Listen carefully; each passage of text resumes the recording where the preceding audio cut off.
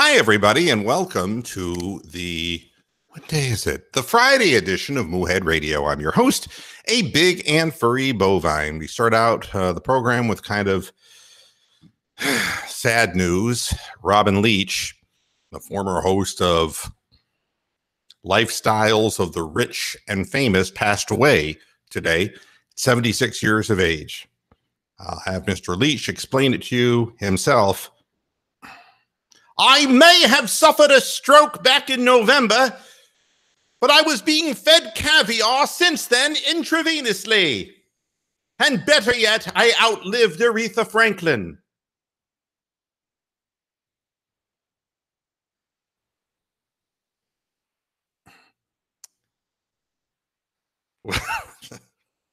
Sorry, Robin. It's he was doing a column, a newspaper column. Hardly rich and famous.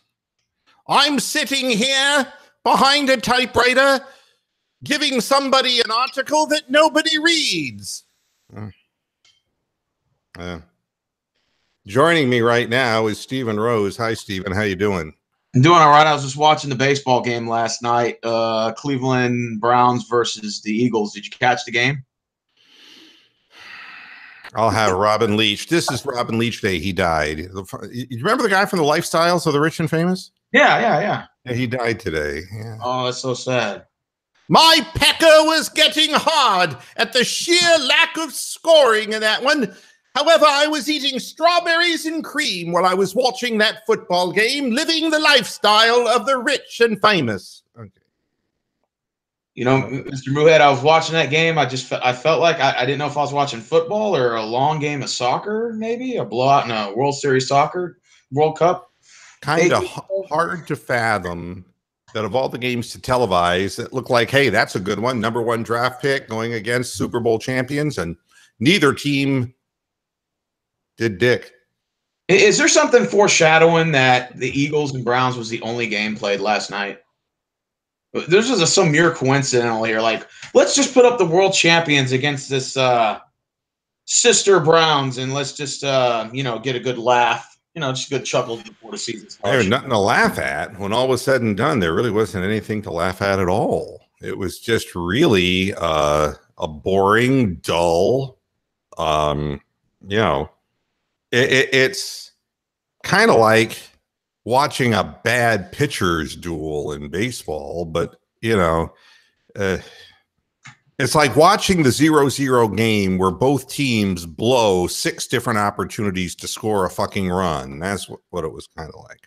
It was not, I don't know. But I did outlive Aretha Franklin. No, not even gonna. Actually, Aretha, from the looks of things, ate quite better than I did. No. It's too soon. It's too soon. We got Michael joining us. Hey, Michael. How you doing, man? What's up, fellas? How we doing? No, how are you doing with all this news that you're putting up in the Facebook world? What's going on with you? Oh, I've cheated death once again. No, long story short, don't want to bore you with all the details, but back in around, it's a little blurry. Back around like 05 or 06, my uncle had a full cardiac arrest, and I was his next of kin down in Florida. And they're just like, everyone in the family needs to get an echo. Long story short, they saw that my septum wall was supposedly a little bit thickened, and I also had a prolonged QT, which is an electrical disorder, I guess, of the heart. And they scared me into saying that I needed this defibrillator implanted. So I had it implanted. Knock on wood, it never had to go off. And while I moved overseas to Korea, and I actually had the canister removed, but. Wow. But I did a lot of research, and it's a pretty dangerous procedure to have the lead or the wire extracted, because once any foreign object is inside your body, fibrosis occurs, and tissue grows around it, and the only way they can remove it is by burning through it with a laser. And the best of the best of surgeons, they make mistakes. Even the slightest bump, or movement of the laser, they hit a vessel or an artery, and they go right into emergency surgery, and people usually bleed out. So I just accepted the fact that I would never have this removed. Met this electrophysiologist out here in LA, and he was emphatic, saying I should have it removed. The longer I have it in there, it could develop an infection, and then risk of death would be higher then. So I rolled the dice and went with it, and I came out all right. So yeah. Well, we're grateful for that. And every time Kim Kardashian goes overseas, she has a foreign object in her body. Now, one other thing I wanted to mention, which is not to make light of a serious situation, but I did have an African American friend who had cardiac arrest, and it's no laughing matter. But he was fortunate. He was very fortunate because he sued the police for false cardiac arrest, and he ended up not dying because it turned out to be a false cardiac arrest. So, wow. Congratulations. If you're following any of this, folks, you're absolutely as sick as I am. I don't know. It's like if you passed out and they mistaken you for dead and just threw you in the coffin, which that did happen to somebody. Like they thought he was dead, and I don't know if that's urban legend or if that's actually true. I'm not, but they tell stories of, that what I prefer is like taking a figure like Aretha Franklin. Like if Aretha Franklin were alive today, what would she say? And it's like, get me out of this box! Get me out of this box! I can't breathe! All right.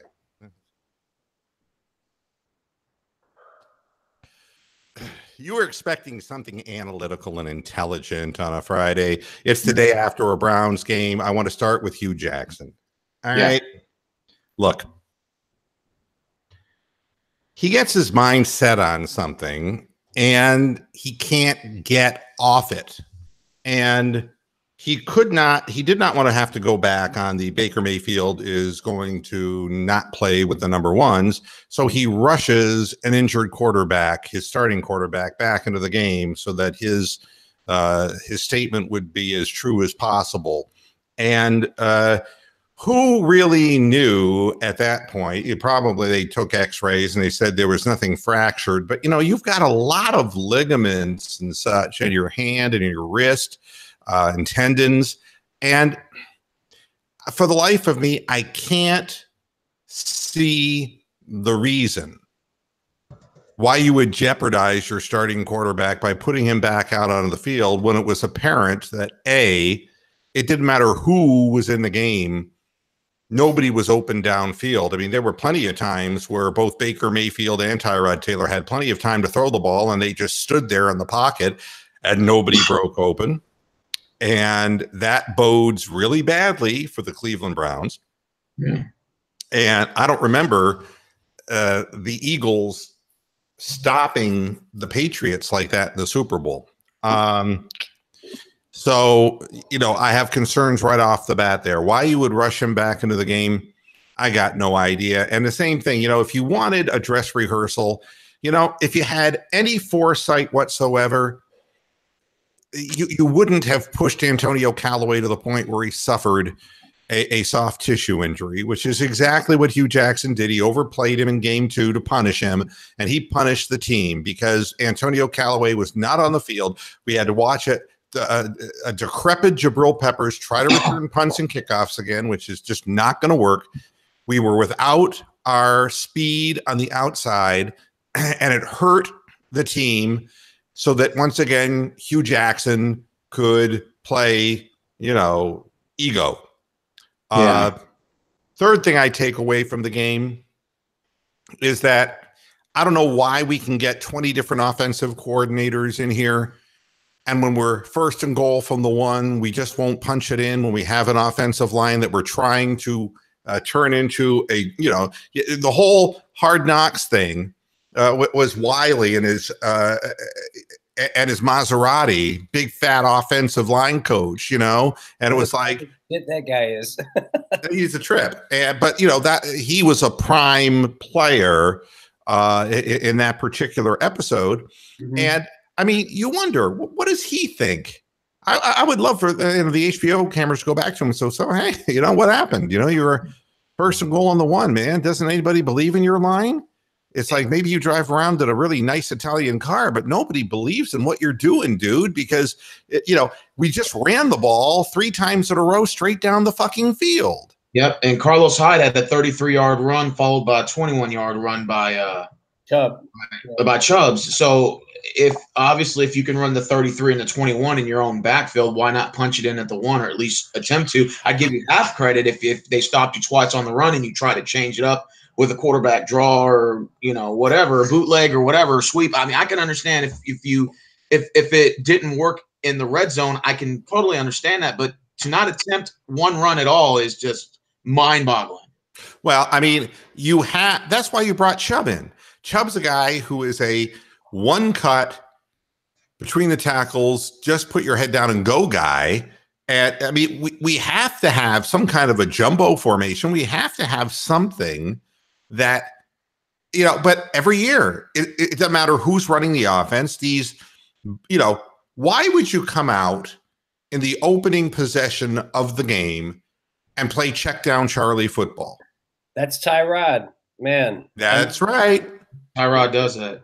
Actually, I listen to Cleveland Browns daily every day, and they were, they're trying to chalk up that the lack of running to just the preseason, and that it's not going to be the same way once a regular season hits. But I called into the one show, the one with Gerard Cherry and I can't remember the Big Show, and I asked him, I was like, is there a case to be made for Baker? Because you look at, even though Tyrod's only thrown, I think, 16 interceptions over the last 3 years, he's led the league in taking sacks. It's his fault, because he's too afraid to make a mistake, and he nothing ventured, nothing gained. I mean, and on top of that, that show with Skip and Shannon, they were knocking Dak Prescott for only averaging 5.7 yards an attempt, and then Joe in the preseason, and then Joe Flacco last year only averaging 5.7 yards an attempt. Last night, Tyrod was averaging 4.1 yards an attempt.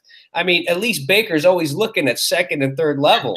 I mean, it's just it's hard. I mean, I know they don't want to just throw the rookie out there, but he's not the same rookie as the other ones. I don't know. What do you guys think?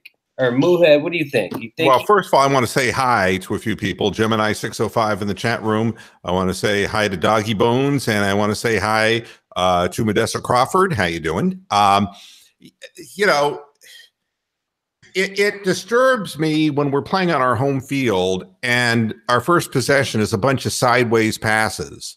Those plays have never worked for the Cleveland Browns, will never work for the Cleveland Browns. I mean, why you would just dump the ball, parallel to the line of scrimmage. To hide that -4, -5 yard dump off. And it's like, let me get this straight. I mean, you're trying to get Austin Corbett to learn the position to be able to kick block for runs. Now you're going to have him trying to run out and block in open space for these quick hitting things that go sideways. The whole thing is predicated on the guy who catches the ball makes the first tackler miss. Mm-hmm. But we didn't have any of our speed guys on the field. So you didn't have Josh Gordon. You didn't have Antonio Callaway. You didn't have anybody who could make the first guy miss. So he just gets knocked down 3 yards behind the line of scrimmage. And so immediately you're like 2nd and 13. And then whenever you're 3rd and 10, our offense believes that we have no chance of getting it. And we will just proceed to dump the ball off and take the 6-yard gain that they give us underneath and punt the ball away. Yeah. I don't understand what the value is of, it's one thing to sit there and say, I believe in my team. And it's another thing to actually show it.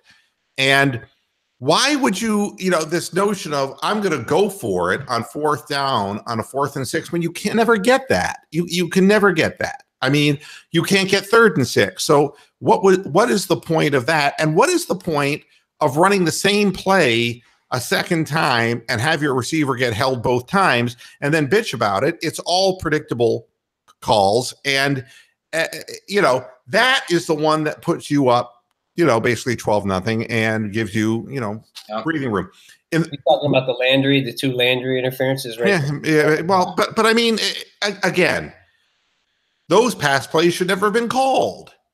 And it just takes me right back to last year that we never get the job done in the red zone. And the reason we don't is because, nothing is making any sense there. I mean, we're weighted too far in one direction or another. And, we keep saying we're going to commit to the running game. We're going to commit to the running game. So we go out in the second preseason game and we blow them off the line and commit to the running game. We come in game 3 and it's like, well, you got to do something with our passing game. Well, the passing game isn't ready for prime time, folks. If you couldn't see that, you're fucking blind. The Cleveland Browns are going to be 2-14 or 1-15 again.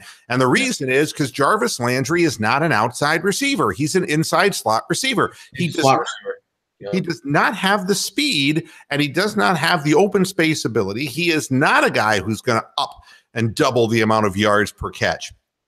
It's the whole thing is built on a bad foundation, and that group of receiver, I mean, you tell me, you have a guy who's not traditionally an outside guy playing an outside role. You've got Rashard Higgins, who can be covered one-on-one. We've seen that last year. He's got good hands, but the bottom line is that how often do you see him wide open? And, where was Njoku in all of this? For real. Nowhere to be found. But Higgins did make some good catches on some crucial third down plays. That third and 9 for 20 yards that Baker hit him on. That deep out.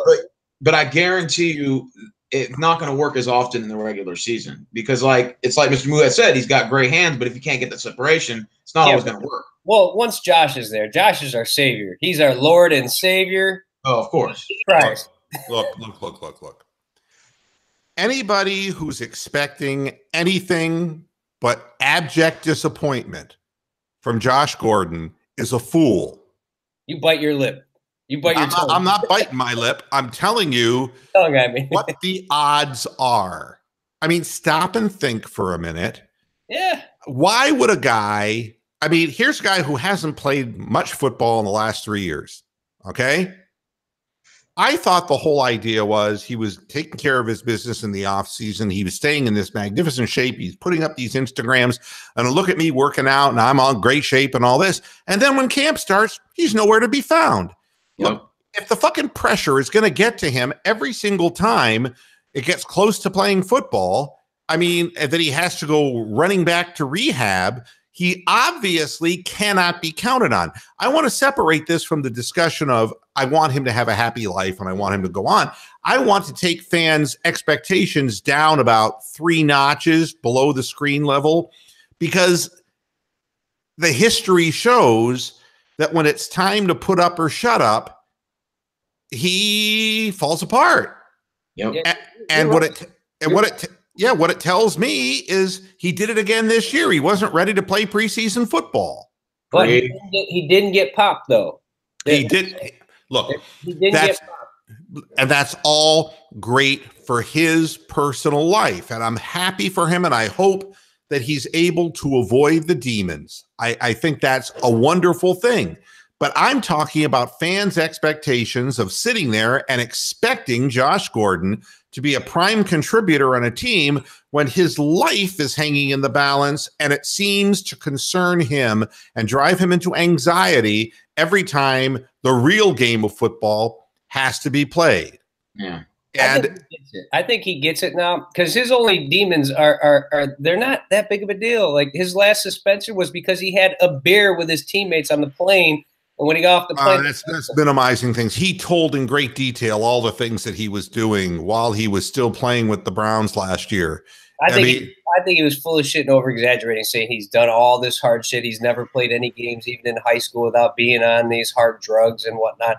He just likes to smoke weed like 90% of the league. He was just already at stage 2 when he got into the league that, they were pissing him all the time. At least these other guys know exactly when they're going to be pissed. So they're usually bright enough not to smoke. But I think Josh gets it now because he knows it's a death sentence. Like he has a kid now, and this is his last chance to make money. You know, if he doesn't, he's done. You're thinking about this like a rational person who realized that you had a genetic predisposition for something and you went and got tested. You found out something, you got it taken care of.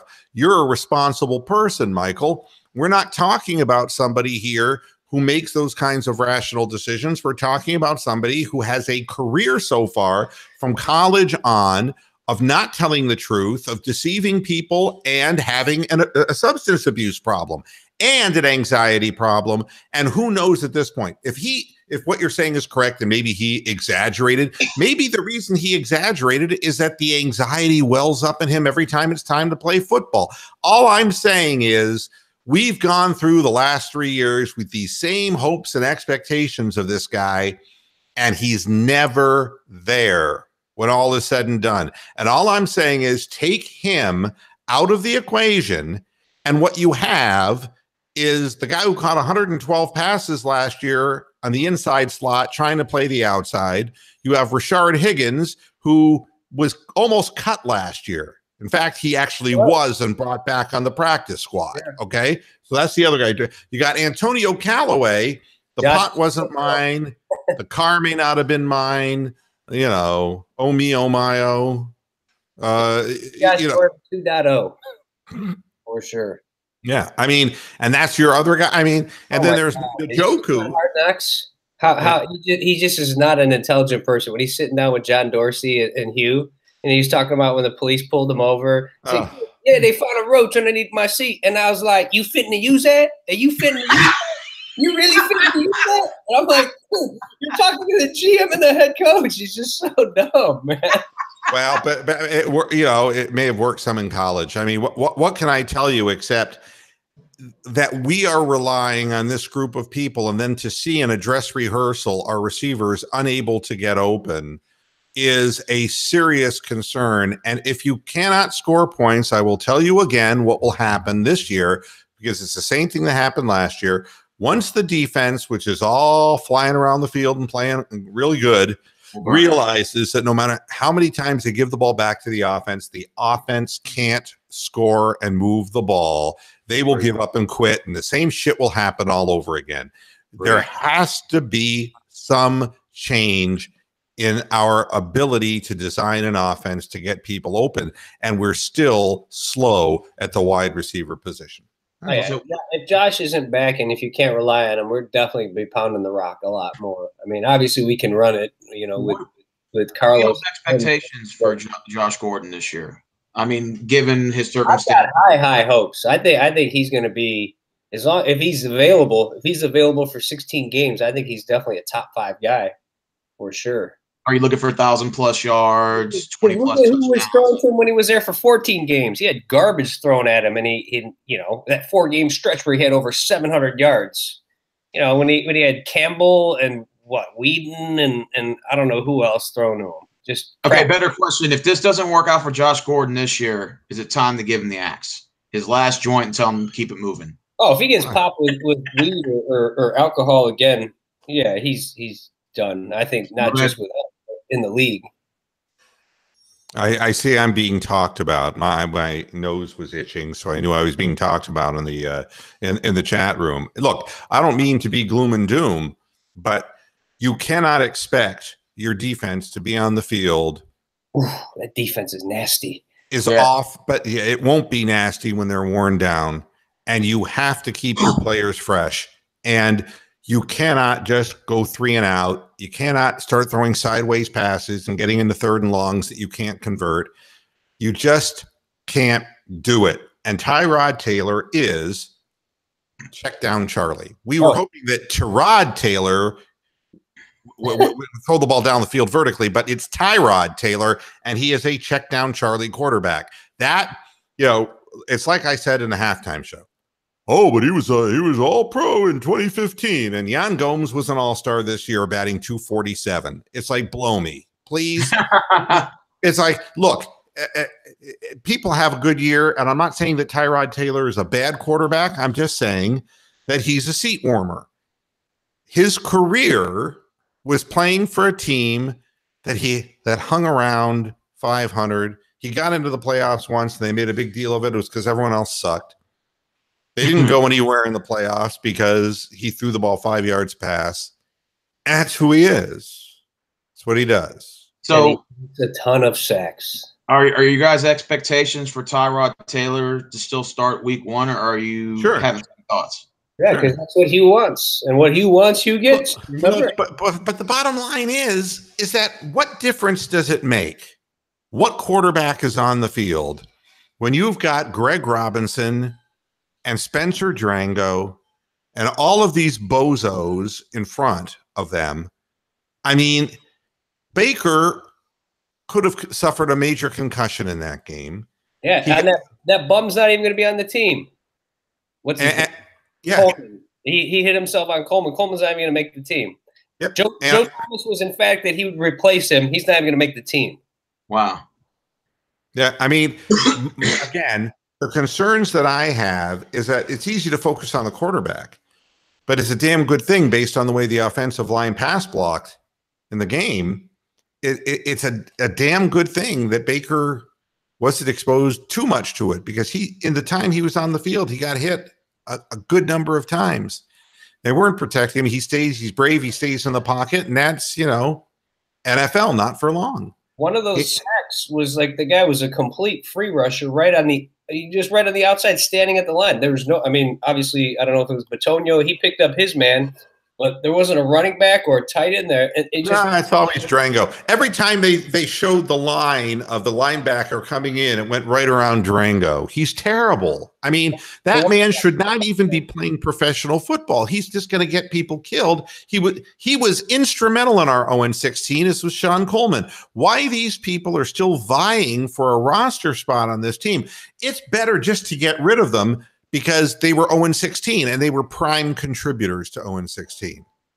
And, it is one thing, Tubby Dog, how you doing, Tubby, is saying that's why we're going to sign Dez Bryant, and Dez will be a downfield threat. Well, yeah, Dez can separate. He can't separate from anyone. I don't know why they No, not like he used to. And again, I want to have Dez Bryant on the team because I'm convinced that Callaway is going to do something stupid, is going to have to get blown off the team for some reason because he's got character issues, that they're going to sour on Rashard Higgins once they find that he's not getting open. It's going to be the same. It's the same paradigm as last year. And you need to have people who can open the field up. But I never understood. Dorsey is not a big Haley is not a big downfield, throw the bomb kind of guy. Haley is used to a system where they could run the ball with Le'Veon Bell. He's used to a system where if they kept Roethlisberger under 30 throws, they win. They control the ground game. When they were forced to throw the ball more, they lost. He's not a Josh Gordon, let's throw the bomb kind of offensive coordinator. On the other hand, Hue Jackson is famous for being a verticalized offensive play caller, even when he didn't have speed. So those two guys don't think alike. So, I was hoping that we would have some intricacy in what we're going to do offensively. Now you're going to say, well, it's plain vanilla in the preseason. I don't think anybody wanted to go out against the Philadelphia Eagles and play the way Cleveland did offensively. I don't care if it's plain vanilla or if it's chocolate or if it's strawberry. Nobody wanted to play that way. But did you see more hope out of Baker than you did out of Tyrod? As far as going down the field, he had some nice throws down the field. I mean, I like that he looks to attack, whereas Tyrod, like you said, likes to throw it sideways. Yeah. Check it down. It just the first series, I'm like, I've seen enough of Tyrod. That's enough. Well, let me put it to you this way. If a woman is a prostitute and has been a prostitute for about 6-7 years and still doesn't give a good blowjob, there's something really wrong. Preach. If you're a quarterback and you are checking the ball down and you're a 500 guy and you've been in the league for 5 or 6 or 7 or whatever years, and that's who you are. I mean, and you still can't throw the ball downfield. You're still taking sacks. That's who you are. And what I would compare Tyrod Taylor to is a more athletic, younger Josh McCown. Wow. He's a guy who has accuracy throwing short balls, but has a tendency to hold onto the ball too long and can get hurt. So how long do you see this Tyrod Taylor lasting in terms of starting? Because like some people say Baker should come in by the 5th game, but would you be surprised if maybe they yank him in the first half and just go with Baker? No, we're not going to see that. I remember what game was that? That was a Pittsburgh game, wasn't it? What was the game where they benched the quarterback after the first half of the first game? Somebody in the chat room will remember it. When they brought in Charlie Fry? I'm not sure. I mean, the Browns have been famous for, non-commitment when it comes to quarterbacks. The Cardinals used to do that with Matt Leinart and Kurt Warner. They used to let them take turns playing halves and stuff. The difference was that Warner was the guy who could play and Leinart was the left-hander. I'm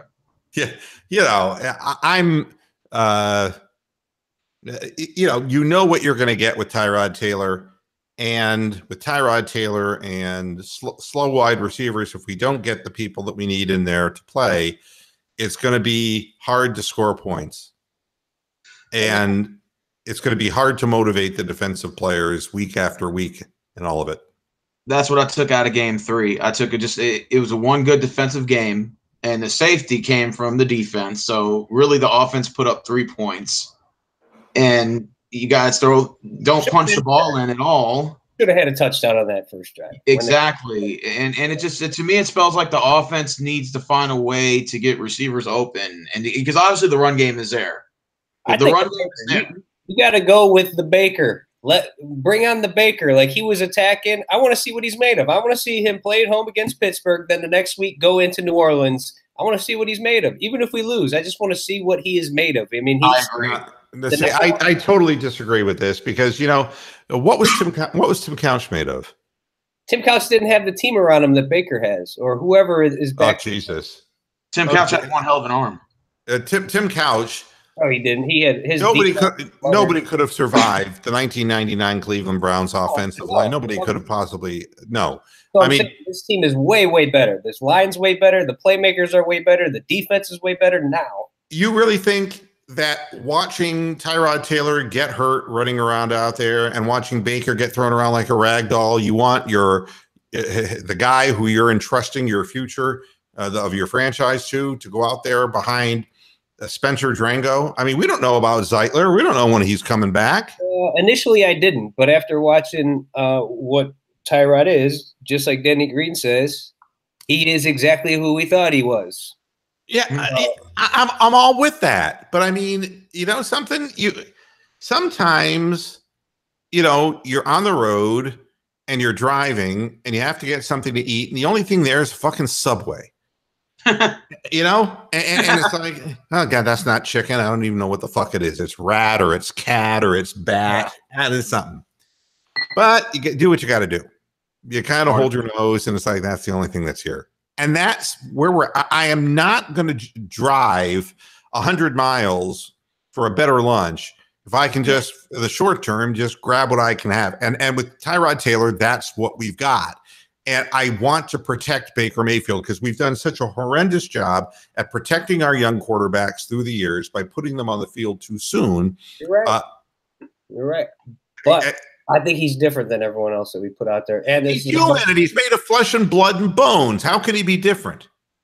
As far as the ability to win, I mean, compared to these other guys that we've taken high, like Weed, the non-first overall picks like Weeden and Johnny and who was the other one? Brady Quinn. I mean, yeah, I remember Brady Quinn. And he's got that moxie where everyone just responds. Well, I'm not going to argue with you that he has potential, but he's not a fucking transformer. I mean, you're going to rush people in, you're going to blindside him, you're going to kill him, and he's never going to be able to express that greatness. I love the kid. I think he's really going to be good. But you know something? Aaron Rodgers didn't have to go out on the field. For 5 years, he held the clipboard. He didn't even have to go out on the field, you know? He just watched Brett Favre. Worst case scenario, it's the third quarter. Pittsburgh's up 27-0. Tyrod Taylor throws 3 picks. Would you then consider putting in Baker Mayfield and just saying? No, I put Drew Stanton in. Wow.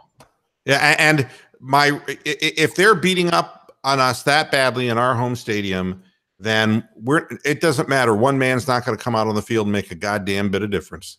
And that's, you know, what the coaching staff, what the fans have to understand is that we're trying to get better as an organization, as a collective unit of players. And there were things in yesterday's game that were great to watch defensively.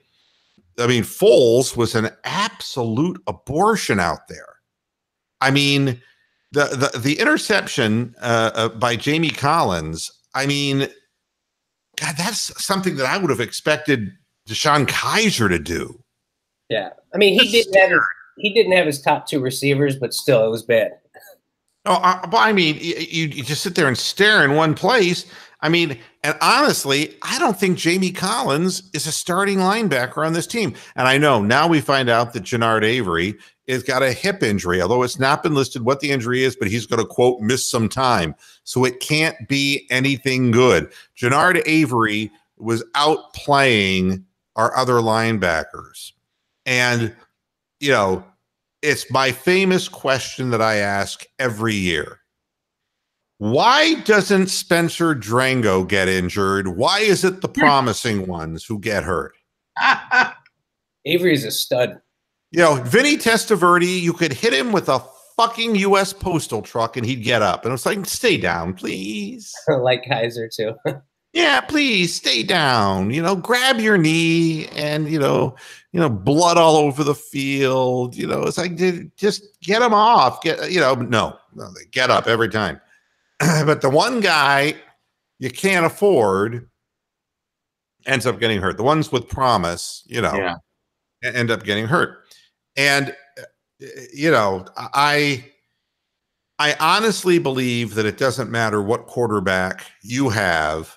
If A, you can't successfully run the football, or B, you have wide receivers who can't separate. In today's game, you know, people are saying, well, God, they were holding Landry.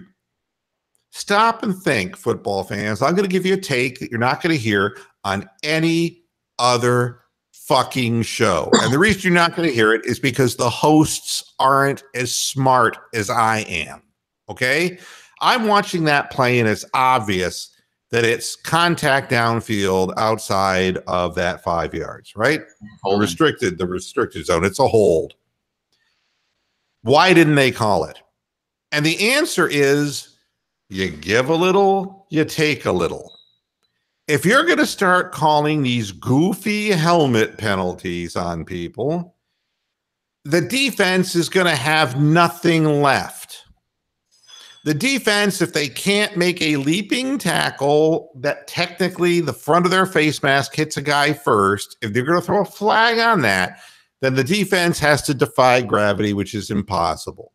So what can you do to give some cojones back to the defense? Well, in the secondary, it's going to be allowing them to use their hands a little more. You're right, because in the NBA, I heard the announcers talking about that some of the NBA referees will make bad calls on a certain team, and to even the odds, they'll make bad calls on the other team to even it out. Well, plus Cleveland never gets calls, and they wanted the Super Bowl champs to, of course, they're going to get more calls than the shitty Browns. So when the NBA, both of those calls were blatant. I mean, 2 plays in a row. I couldn't believe one of them. When the NBA wanted a higher scoring game, they prevented a hand check. The guards were no longer allowed to hand check, right? All right. That's how it's away. They wanted this thing to be an open floor, one-on-one, dribble the ball between your legs, Uncle Drew thing. And so you couldn't do that shit if you were being hand checked. In the NFL, they opened up the offense too by taking away the defense's right to hand check. But you know something? In the end, hand checking is a whole lot safer than leading with your helmet. Yeah. So my feeling is that the NFL is going to trade one for the other. So get used to it. And if you don't have receivers who are fast to get separation, Whittingile isn't going to get you by when people are allowed to hand check. Right? And that's what I saw. But 2 plays in a row, the ref was looking right at it. You call it. I think that's the way they were going to tell the teams that you're allowed to do this.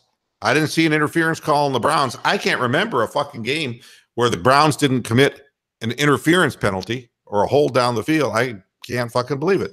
You know, what they did call on the Browns the week before were a couple of these weird, they were blocking too far down the field, and therefore they were offensive pass interferences, not called on the man who caught the pass, but on another guy who was blocking. Yeah. Yeah, I saw that too. You know, that's another way that they're going to kind of help the defense out, is that, you know, anything that resembles a pick play is going to get flagged, man. It's going to get flagged. So if you don't have fast receivers, you're fucked. So, Mr. Moohead, what are you guys expecting to see going into Pittsburgh? Because obviously this last preseason game really doesn't mean shit. So the game against Pittsburgh in week 1, what are you hoping to see? Besides a win and a loss. That's it. A W. And I will guarantee you it won't happen. This team isn't ready to play. And I'm thrilled with the speed of the defense. I'm thrilled with the effort. I think you're going to see Josh in the 4th preseason game, and he will be starting against the Steelers. So who knows if he's out there. I talked to a number of reporters who don't write what they know. Okay? The people who attended practices to a person said to me that the defense was dominating the offense throughout training camp. Wow. We were getting horseshit stories of like, oh, you know, boy, look who looked great in practice. And boy, Jarvis Landry catches everything, yada, yada, yada. But when push came to shove in the sessions that were the red zone sessions, the defense won every time. And when we look at the game yesterday, it's no wonder why that was the case. I mean, this past week, I guess Miles was so dominant, they were like asking him to dial it back, and he's like, no. He's like, I'm not going to take it back at all. Are you serious? Well, yeah. I mean, so you saw Foles get eradicated by this defense, but, you know, the difference is that, yeah, they weren't playing their, their full drawer of weapons, but the defense may really be improved, but not enough to hold Ben Roethlisberger to under 20 points and to try to win a 17-16 game. It's not going to happen. You're not going to be able to win with 13 points on the board. Yeah, I mean, the O definitely has to do its job, but it was very nice to see that D, even with essentially without Denzel Ward or Demarius Randall the whole game, to play the way they did. Well, yeah, and again, Gemini 605 is saying, is it possible that Landry is Coleman 2.0? No, but this is what the Browns are famous for. They will get a guy and then they'll make him play a different position. This is part of the disease that ravages the organization. Oh, and by the way, Jarvis, we're putting you outside. I mean, it's like, I thought you got him because you wanted somebody who would catch everything that was thrown to him. Well, he wasn't open. I mean, the balls were thrown way away from him anyway, but shit, I mean, not open. Why wouldn't you bring a guy in and let him play to his strength? Yeah. And the answer is they're introducing him to a new position because they have no faith in Antonio Callaway and Josh Gordon. I mean, he would be playing the inside if they honestly fucking believed that those two outside speed guys were going to be there consistently. Why else would you be putting, I mean, why did you put Batonio at left tackle? Well, because you remembered once you saw Sean Coleman shit his pants the first day of practice, you realize, oh, it's plan B.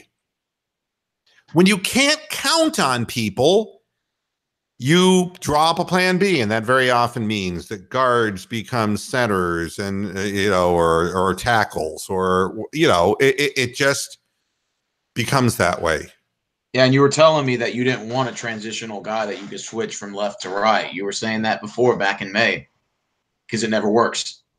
Well, Yeah. I mean, in his defense, he did play left tackle in college and moved inside when we had Joe. So it's not like completely foreign to him. Yeah, Tubby Dog's ticking off the minutes. I don't know what wisdom you want, Tubby. Do you want me to tell you that the Cleveland Browns are going to go 10-6 this year? Is that what you want me to tell you? You know, maybe I can reach through the screen and just give you a hand job. Would that make you happy? I mean, it's not what I'm here to do. I'm here to look at the games and tell you honestly what I think I saw. And what I saw was a team in a dress rehearsal. And I mean, if that were a fucking dress rehearsal of a wedding, the wedding wouldn't happen the next day. Believe me, we got our work cut out for us, and nobody is going to give us a break. No. I hope you're wrong, and I don't mean to suck your dick, but you are right almost all the motherfucking time. So I hope for once you're wrong. I hope for once. You're right about everything else. The Indians, the Cavs, but please be wrong this time. You need to make big plays. I was thrilled with the turnovers. I thought that's great. I think Greg Williams, like I said when they first hired him, I don't think that he was Greg Williams last year. I think that they cloned him and they kidnapped the real one and stuck him in the trunk of a Hyundai. But the guy we have this year, you know, with more to work with, and this guy is at least going to get these guys to play like rabid animals, which is fine. I'm all for it. But it's very hard to manage a defense when they get turnovers. I mean, 4 turnovers, and we could not convert offensively. That, you know, I think everyone was saying before the game, well, the Browns were like the worst team in the league, number 31, in getting turnovers. So we go out and we get 4 turnovers, and we still score 5 points. Yep. And 2 came from the defense. Yep. And that's, you know, and I don't know. It's a problem. And until you're able to make plays down the field and keep the defense guessing, you're going to have problems. Mr. Moohead, as much as we talk about the ability for the receivers to get back open, doesn't this also go towards the play calling of the head coach, and all goes back to Hue Jackson? If he doesn't change his ways, you're going to see. He's not calling the plays. Haley is. And the other thing is that in this league, the way that it's set up is just like the NBA. Do you really think that Chris Mullen would be an effective NBA player today? Slow, white boy, left-handed, set shooter. Do you really think that guy would amount to a goddamn thing? I mean, the way the game's changed, you have to be able to get off the line of scrimmage. You have to be evasive, and you have to make sharp breaks, and you have to really accelerate off the dime. And that's how that's your play design. It doesn't matter with a bunch of slow guys. It doesn't matter. You're not going to score. You're right. I mean, and guys like Detlef Shrimp and Matt Bullard back to the NBA. I mean, you know what it reminds me of? What reminds me, putting Jarvis Landry outside. It was like in 1999 when Kevin Johnson was our outside receiver, and then everyone was so happy that the Browns were back in 1999 that nobody realized that Kevin Johnson was slow. He really was. He did not have any speed, and that was what killed the Browns moving forward, is that their team speed was never good. We never had really, well, if we did have a fast wide receiver, he was Ricardo Lewis, and he couldn't catch the ball. Okay. Quincy Morgan. Oh, wow. Yeah. Quincy Morgan. Right. Terrible. Yeah. But coach, the ball hit me in the chest. I'm hurt, That's exactly what the problem was. We get guys who were fast who couldn't catch.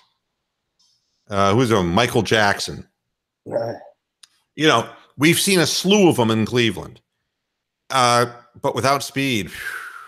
It's one thing to be dropping the ball. I mean, Ricardo Lewis couldn't catch the ball, and he couldn't run a pattern. What's his name could move? We traded him out to San Diego or Oakland?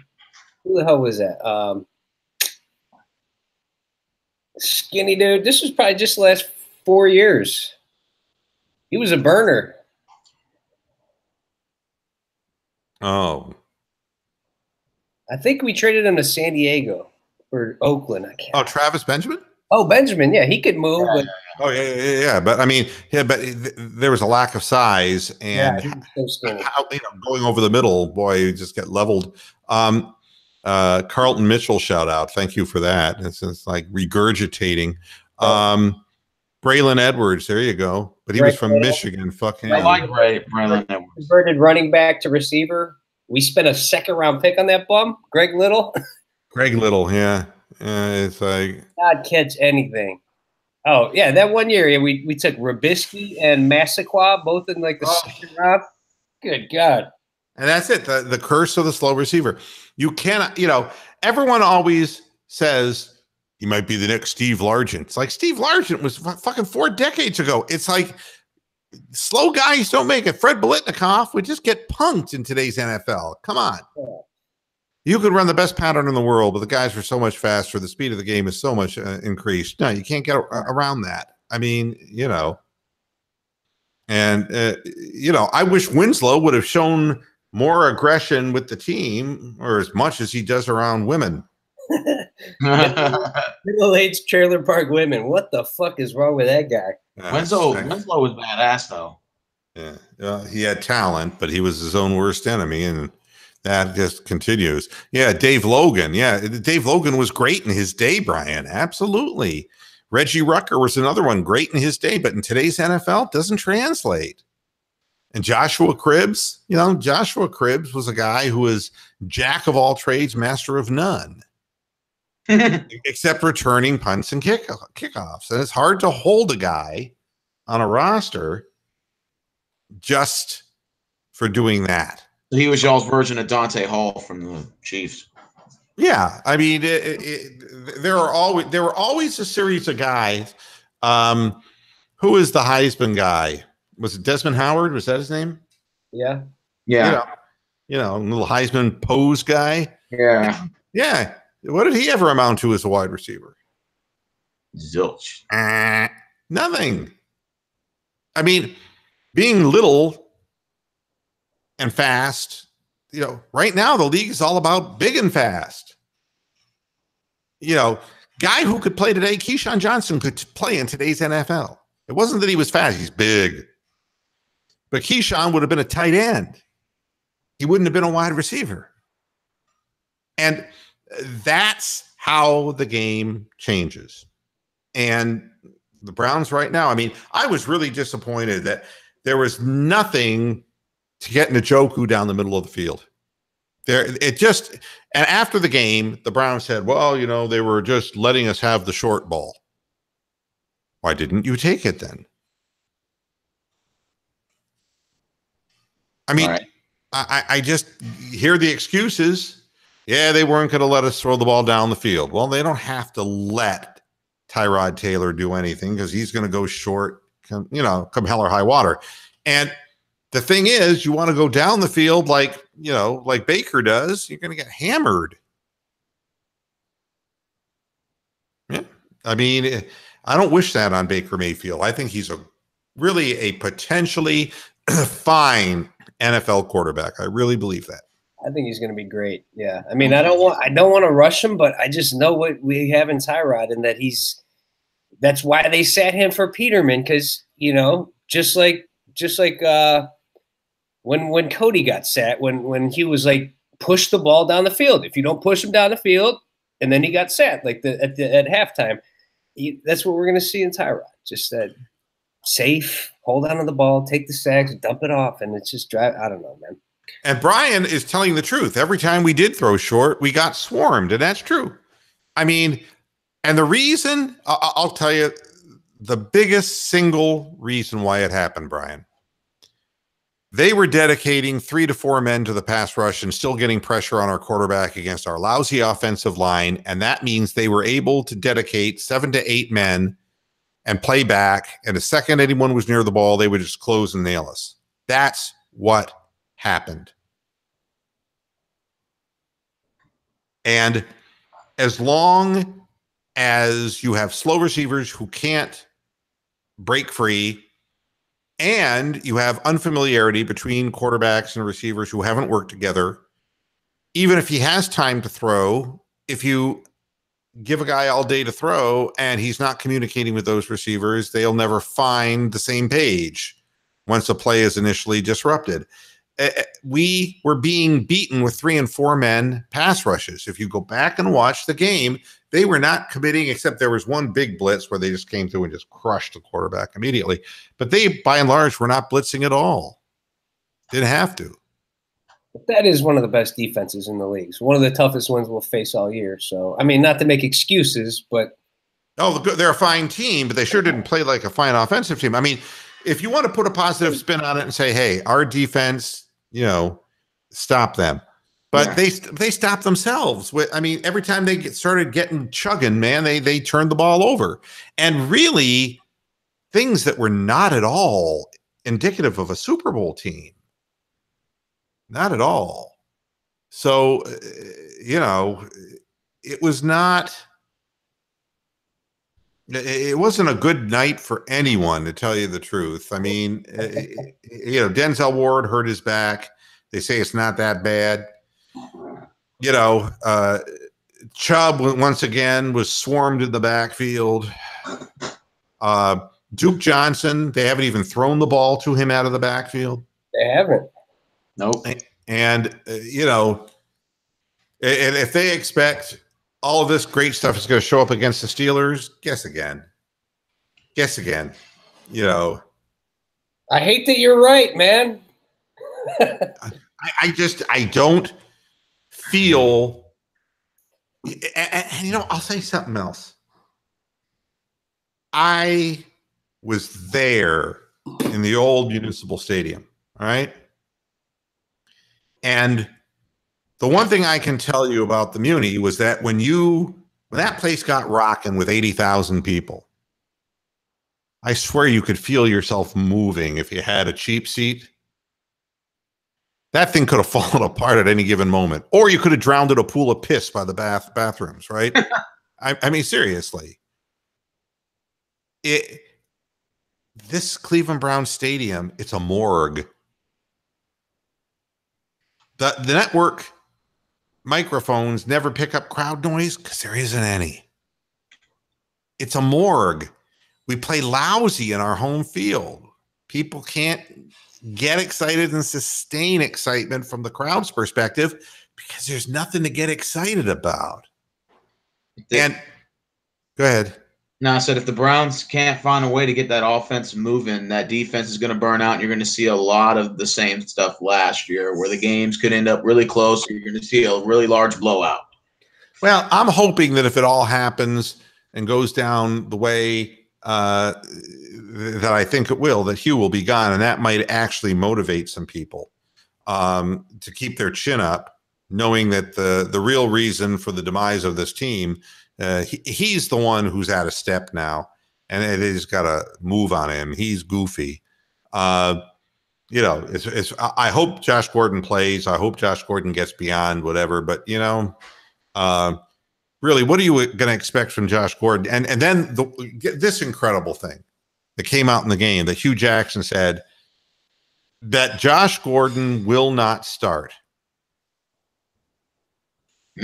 this week for the Philly game. But they think no. That when the regular season begins, Hue Jackson stated to the press that Josh Gordon would not start. And do you want to know the reason why? I didn't hear that. Well, I know that they hope he's ready. What, they're just not going to let him play the first play of the game and then they'll put him in? Well, this is punishment. I'm not making this up. This is no different than Antonio Callaway. That he's got to wait his turn like anyone else because of accepting and owning up to what he's done. Now, you know something? Wow, I didn't hear that. If you really think, it was said on the national broadcast yesterday, said Troy Aikman and all, they're all talking about it. Not going to start. While watching it. And it's Like, you just shake your head and say, so the best guy is not going to play. He's not going to start. I mean, what's the point of having him? I mean, I want to get one good play before he attacks the reefer. I mean, come on. Gemini's asking me, was the wind really rough in Municipal Stadium? Yeah, let me tell you something. As a kid, I used to go to the Municipal Stadium to watch the Indians in the 70s when I was a teenager, and nobody went to see those games.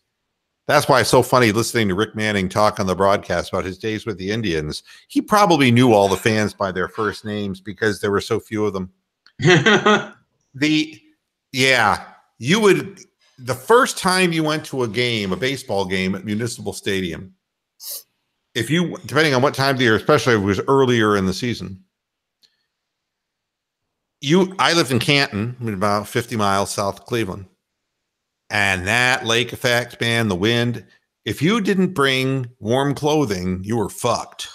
And I remember going there looking like Mr. Summer, and I froze my fucking ass off. It's like, what in the hell is this? And that's just that wind coming off the lake.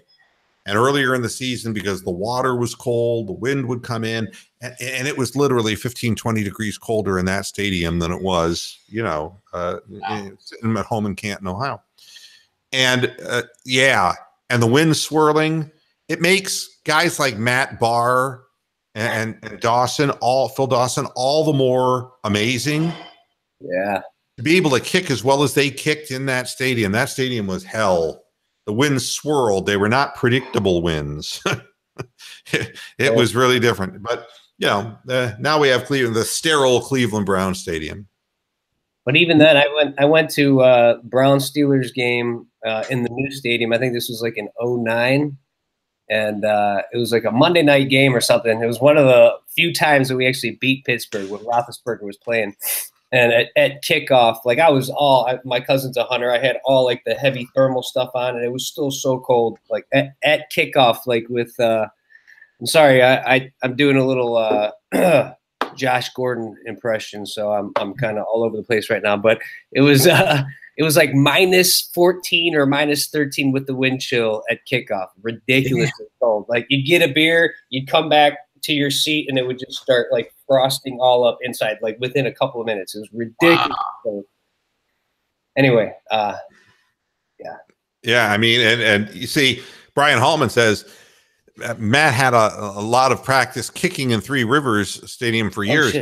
Well, I mean, you pay attention to the goddamn. You'd be able to focus in like Matt Barr if you looked out in this crowd and saw women wearing babushkas and with mustaches. You would sure as fuck pay attention to the goalposts. I mean, that's where Matt Barr got his concentration. It was either look at the ugly women in Pittsburgh or the guys picking their nose with peanuts, or focus on the goalposts. That's why he was so goddamn good. But again, I hope I'm wrong, but this team is not going to start out whole. And we just need to get better as the year progresses. I'm diminishing expectations because I feel that I need to. What is your realistic, as of today, what is your realistic win prediction for the season? I would consider a successful year 5 wins. But if we're going to lose the first 4, which we will, that leaves 12 games. If you win 5, that means you win 5 of your final 12. You can always say, "Oh, we almost played 500 ball for the back end of the season, for the last, for the last 3 quarters of the season." You can, and then you build on that. Yeah, that's kind of how I see this. But wait, I know week 1 is Pittsburgh, 2 is New Orleans. Who's 3 and 4? Is Oakland in there? Oh, I think we play Oakland like around like week 9-ish, because that's out here. I'm flying up there for the game. I mean, Oakland and Denver are the closest to me, but I don't think Oakland's that early. Could be. Now you guys play the Jets, and then you play the Raiders. Yeah, I knew the Raiders were in there. Shit, I thought the Raiders were later. Shit. And the Jets are a possible win, but. Believe me, if Sam Darnold comes out on the field and beats us, No, And also, I want to add to that your Saints and Jets games are separated by 4 days. You got 2 games in 4 days. Is one the Thursday night game? Yeah, that Jets game's a Thursday nighter. Yeah, that's but then what I'll do is I'll hire some of my Russian friends to drown Hue Jackson in the lake. Please.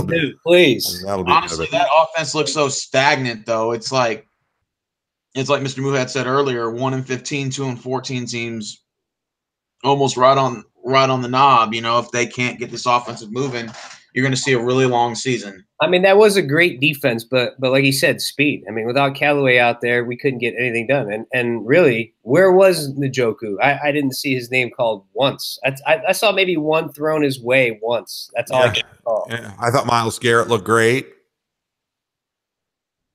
Yeah. Oh, Miles. Garrett Miles. Myles Garrett. Garrett Miles. Myles Garrett. So you're saying that Tyrod stinks up the joint, then you're going to put Drew Stanton in. I just hope he doesn't give you that. If you're down 27-0, they're putting Baker in. If Tyrod fucks up, no, you're putting Drew Stanton in. He's expendable. Believe me. Let me hear Stanton say, "I remember back in the day when I used to be down 27-0, and then all of a sudden he gets hit by a linebacker." Like, no, it's like I know the script of this one. What happens is we fall behind 34-0. The fans are booing. They put me into the game, and they run a safety blitz on the blind side, and I get hit, and my shoulder's separated. Oh, it reminds me of the good old days. He's expendable. I mean, you know what people will say? If Drew Stanton goes into the game down 34-0 and gets a separated shoulder, they'll go, Broby. People will be standing for that idiot to go be, moved up from the practice squad, And he's on the stretcher. I took one for the team, guys. Yeah. Go Browns. I got a crystal ball. You see, I called that one. Can't move my fucking arm, but I called it. That's I right. can't feel my fucking neck. Wow. I think I'm going through cardiac arrest. False cardiac arrest. All right, guys. I got to get out of here. It's almost 7:10, and we've given the people what they wanted. Thanks, Michael. I'm glad you're doing well. Very glad. Much appreciated. Thank you very much. Yeah, and you stay healthy. And Stephen, as always, thank you.